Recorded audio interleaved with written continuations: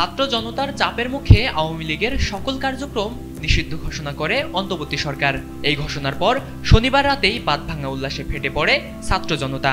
তবে এবার প্রাইভেট বিশ্ববিদ্যালয়ের শিক্ষার্থী ও সচেতন নাগরিকের ব্যানারে আওয়ামী লীগকে নিষিদ্ধ করার আনন্দে শাহবাগে এক বিশাল ভোজের আয়োজন করেছে। এই আয়োজনকে ঘিরে শাহবাগে 2টি গরু এবং 1টি ছাগল দিয়ে ভুনা খিচুড়ির আয়োজন করেছে তারা।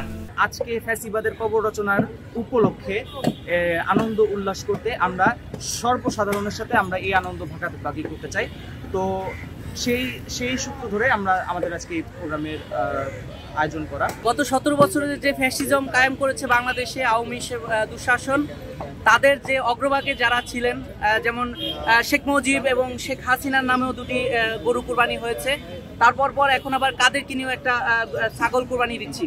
তো এইটা হচ্ছে যে ফ্যাসিবাদের একটা মানে বিকৃতি রূপ আর কি আমরা উপস্থাপন করলাম আর কি। আয়োজকরা বলছেন এই উদযাপন শুধু অতীতের জবাব নয়, বরং ভবিষ্যতের জন্য একটি বার্তা। ফ্যাসিবাদী ও একদলীয় শাসনের বিরুদ্ধে অবস্থান নিয়েই তাদের এই আয়োজন। এর মাধ্যমে আমরা একটা বার্তা দিতে চাই যে কোনো ফ্যাসিবাদ, কোনো সরকারের কোনো অস্তিত্ব এই দেশে থাকবে না, কোনো প্রকার অন্যায় জুলুম কোনো কিছু এই দেশের মানুষ মেনে নিবে না। এবং এর সাথে আমরা আরো একটা বার্তা দিতে চাই যে আগামীতে যে সকল রাজনৈতিক দলেরা আসবেন বা রাজনৈতিক সংগঠনগুলো আছেন, তাদের প্রতিও এটা একটা বার্তা যে তারা যেন কোনো প্রকার ফ্যাসিবাদ কায়েম করার সাহস না পায় এগুলো দেখে। আওয়ামী লীগ নিষিদ্ধের পর এমন আয়োজন দেখতে অনেকেই ছুটে আসছেন। বেলা 12টার পর থেকে শুরু হয়েছে এই ভুনা খিচুড়ির আয়োজন কার্যক্রম। এই আয়োজনে অংশ নিতে পারবেন সর্বসাধারণ মানুষ, এমনটিই জানিয়েছেন আয়োজকরা।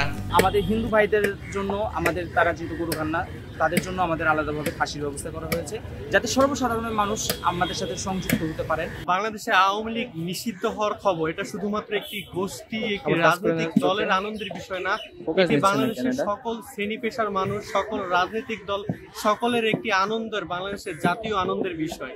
আমাদের এখানে শুধুমাত্র একটি বা দুইটি, একজন বা দুইজন মানুষ নয়, আমাদের এখানে অনেক বেশি মানুষ আমাদের সাথে সম্পৃক্ত হয়েছেন। রাজনৈতিক দল হতে শুরু করে সামাজিক সংগঠন হতে শুরু করে ইভেন সাধারণ মানুষ আমাদের সাথে একত্রতা পোষণ করেছে। আপনারা জেনে অবাক হবেন যে আমাদের এই কন্ট্রিবিউশনে এখানে শ্রমজীবী মানুষরা আমাদের সাথে কন্ট্রিবিউট হয়েছে।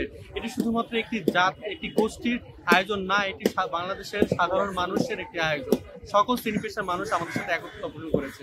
শুধুমাত্র কোনো একটি গোষ্ঠী বা একটি রাজনৈতিক দলকে আমরা এখানে ক্রেডিট দিতে চাই না, যেহেতু সবার এখানে একত্রতা রয়েছে, সবার কন্ট্রিবিউশন রয়েছে। ফরিদুল ইসলাম ইমন, এটিএন বাংলা।